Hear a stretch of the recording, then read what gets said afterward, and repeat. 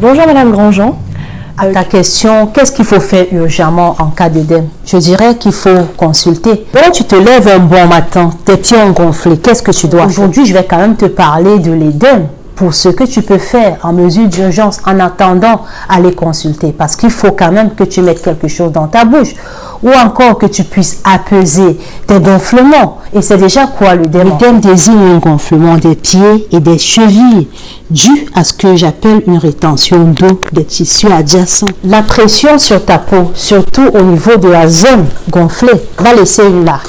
Donc, c'est pour ça que tu dois aller consulter, parce que les causes peuvent être multiples. Donc, pour savoir la cause, pourquoi tes pieds ont gonflé, il faut que tu ailles à l'hôpital et qu'on fasse des examens pour déterminer. Je ne pourrais te parler de régime que si je connais la cause, parce que à travers la raison, je vais t'affecter le régime médical qui correspond. Ça peut être dû à plusieurs pathologies. Par exemple, les maladies du foie. Tu peux avoir un souci hépatique, des lésions hépatiques, une insuffisance cardiaque, le muscle cardiaque qui s'affaiblit. Pas mal de personnes aussi qui, à cause des problèmes d'allergie, se retrouvent dans les situations d'œdème, les troubles rénaux divers. Une dépression qui te fait prendre des médicaments qui te font gonfler hormonaux. Bon, aussi, ça arrive qu'une femme, par exemple, qui est enceinte ait aussi des gonflements. Donc, ça peut être lié à la grossesse, tout comme une personne qui a juste une fracture, une entorse et qui a des gonflements, une station debout prolongée.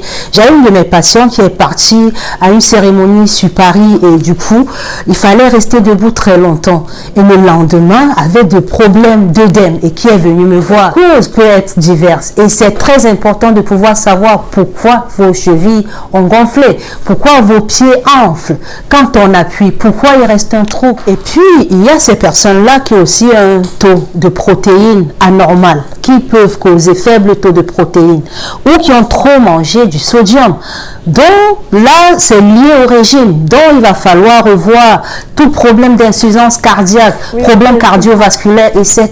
Mais il faut le savoir. Du coup, quand je sais de quoi il s'agit, le traitement consiste à drainer, à améliorer la circulation, à éliminer cette eau. Donc, qu'est-ce qui retient cette eau? Qu'est-ce qui fait en ce qu'il y ait un épanchement d'eau, des vaisseaux jusqu'à la zone environnante? Il faut devoir traiter ce mal. Le traitement de l'œdème des pieds vise donc à traiter la cause sous-jacente.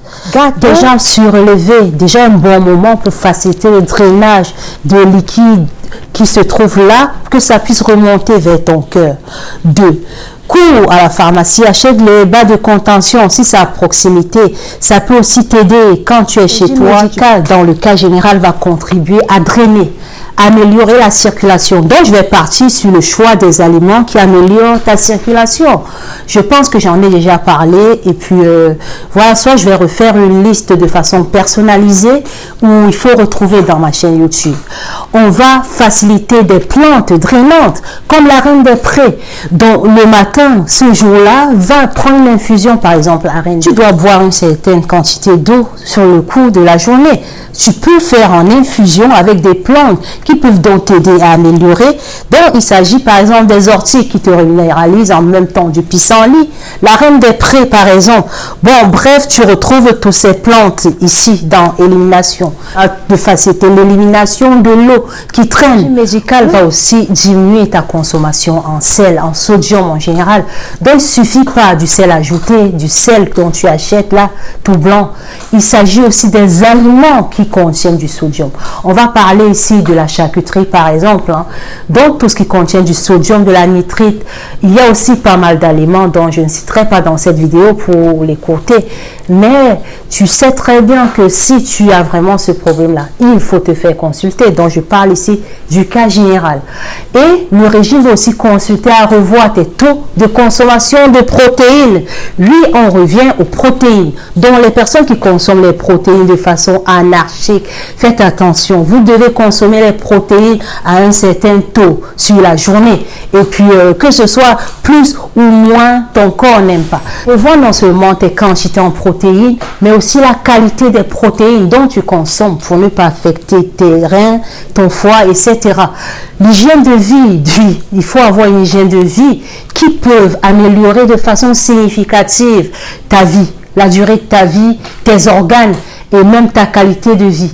Et aussi, la consommation des médicaments dont tu consommais, il faut donc revoir. S'il y en a qui ont affecté, oui, tes organes, tes vaisseaux, fais donc attention et puis diminuer les médicaments. Je dirais pour conclure, oui, mange varié, équilibré. La santé se cultive, tu sais, comme un jardin potager. Merci.